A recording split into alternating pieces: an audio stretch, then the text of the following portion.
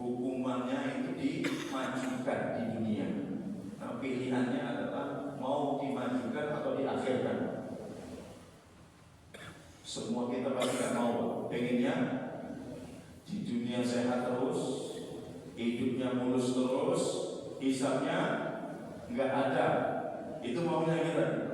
Ternyata tidak begitu, Pak. Kalau antum di dunia aman-aman terus hidupnya, Pak, nanti Pak berarti di akhirat, Pak, hisabnya lebih lama. Memang seperti itu. Karena pada hari kiamat nanti ada dua golongan, Pak, manusia. Ada ahlul baliyah, ada ahlul afiyah. Kalau ahlul baliyah itu kita lihat tetangga kita hari ini anaknya kecelakaan. Gak lama lagi bapak ibunya meninggal dunia.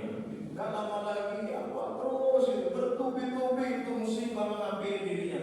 Orang seperti ini namanya ahlul baliyah, orang yang ditimpa musibah bertubi-tubi di dunia. Nah, ada ahlul afiyah. Ahlul afiyah itu orang yang hidupnya itu istilahnya banyak musibah yang berarti. Istilah jarang ditimpa musibah-musibah yang berat, gitu ya. Kuliah lancar, biayanya. Ketika melamar perempuan langsung jadi, gitu ya. Punya anak juga enak, rezeki mudah. Orang-orang begini, Mas, itu namanya ahlul afiyah. Nah, nanti ahlul afiyah ini, Pak, berandai-andai di akhirat nanti, seandainya saya dulu di dunia seperti fulan, dia ditimpa musibah sampai dipotong-potong tubuhnya sehingga dia mendapati penghisapan yang sangat mudah sekali, sedangkan saya tertahan di waktu ini dalam waktu yang lama. Coba pilih yang mana? Ahlul afiyah atau ahlul baliyah? Nggak ada yang mau pilih. Itulah kita, Pak. Pengennya enak tapi masuk surganya cepat gitu ya. Padahal tidak ada yang seperti itu. Baik, kita harus berhusnudzon ya, berhusnudzon kepada Allah Subhanahu wa taala. Langsung kepada sebelum 2 hari atau 1 hari beliau meninggal dunia, yaitu hari Sabtu dan hari Ahad, wajah Nabi fi nafsi khifah. Saat itu beliau agak merasa enakan ya badannya. Fa kharaja baina rajulaini fi sholati zuhur. Nah, saat itu beliau keluar dengan dipapah 2 orang untuk sholat zuhur.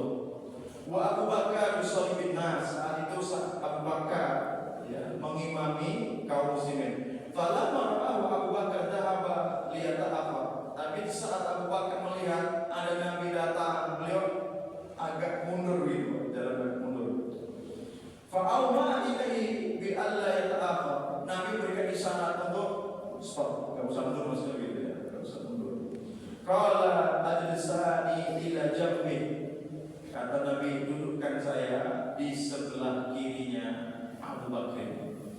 Fa ajlasahu ila yasari Abu Bakar. Kemudian beliau didudukkan sebelah kirinya sahabat Abu Bakar. Bahkan Abu Bakar yang terjadi sholat Rasulullah SAW. Maka saat itu Abu Bakar sholat ya, kepada Nabi, dan Abu Bakar mengeraskan suara takbirnya kepada para sahabat yang lain. Di dalam bab ini, Bapak Ibu sekalian, ketika masjid-masjid yang ada ini tidak ada mihrab, maka sangat mungkin untuk bisa mempraktekkan sunnah Nabi. Sebenarnya mihrab itu tidaklah sebagaimana yang dipahami oleh kebanyakan kaum muslim bahwasanya masjid itu harus ada mihrab. Ya, itu kesalahan yang salah, pemahaman yang salah. Sebenarnya kalau bisa, masjid itu malah tidak memakai mihrab. Kenapa demikian? Karena banyak hal-hal yang memang akan bisa dilakukan ketika tidak ada mihrab. Dan kita bisa lihat bagaimana memang penjelasan-penjelasan dari para ulama. Memang sebisa mungkin masjid tidak ada mihrabnya, cukup tanda kiblat saja.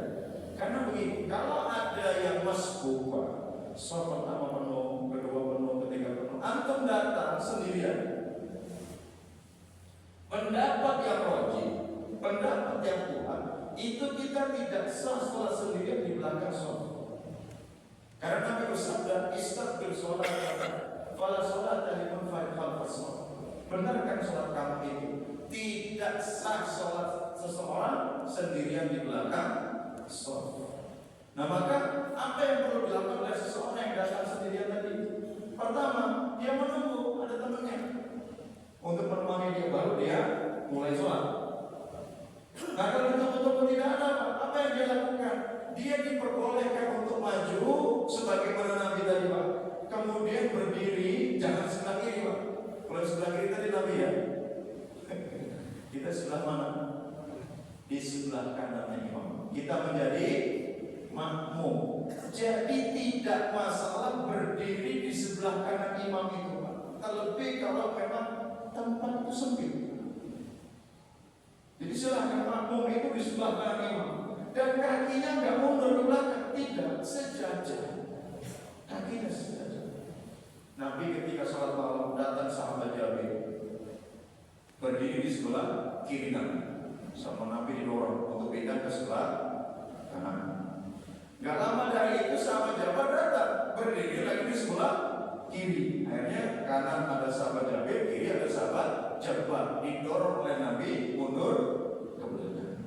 Itu artinya boleh seseorang itu atau sholat seseorang itu kalau berdua itu sejajar dengan kakinya tidak mundur sedikit, apalagi mundur 1 meter, dia sejajar, kakinya sama.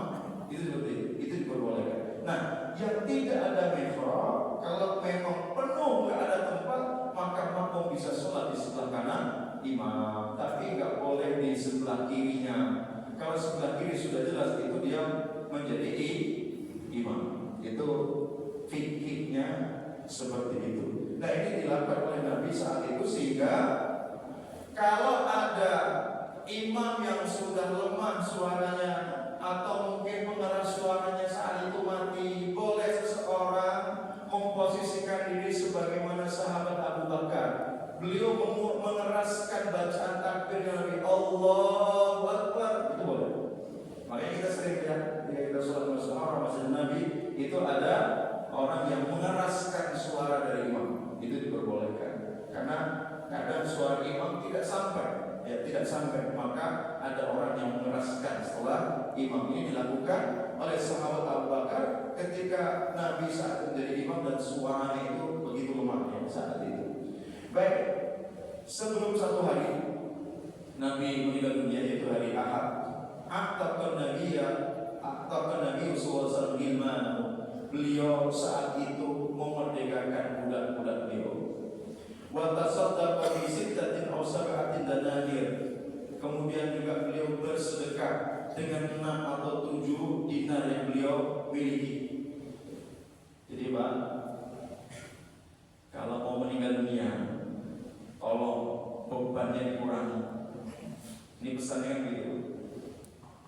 Beban-beban yang gak penting-penting itu Pak, itu kan semua nanti akan diminta pertanggungjawaban di hadapan Allah Subhanahu wa taala. Ustaz, saya ini udah mulai tua, batuk-batuk, mobilku ada 5. Kurangi Pak. Karena kalau Bapak meninggal dunia, 5 itu masih ada di rumah, silahkan dilihat putra-putri Bapak itu baik apa tidak. Khalifah Umar bin Abdul Aziz ketika beliau akan meninggal dunia, para menterinya itu langsung berkata, wahai Khalifah kami, segera engkau berwasiat terhadap harta kami, silahkan dibagi-bagi kepada anak-anak. Apa kata beliau? Harta yang mana yang saya akan bagikan kepada anak-anakku? Saya tidak memiliki harta. Apakah saya harus mengambil dari Baitul Mal? Kata beliau, tidak, itu bukan harta, itu hartanya kaum muslimin. Beliau berkata, anakku itu ada 2 kemungkinan, kata beliau. Kemungkinan yang pertama, anakku adalah anak yang saleh. Allahu yatawalla salihin. Anakku adalah anak yang saleh, maka Allah menjamin rezeki anak yang saleh. Kemungkinan kedua, anakku tidak saleh. Dengan saya tidak memberikan harta kepada mereka, maka saya berlepas tanggung jawab. Saya tidak ikut bertanggung jawab terhadap apa yang mereka lakukan terhadap hartaku, karena saya tidak menitipkan harta kepada mereka. Jadi kalau anak-anak kita nggak sholat, Pak, jangan diwariskan banyak-banyak Pak. Apalagi jelas-jelas anak kita itu begajul itu apa?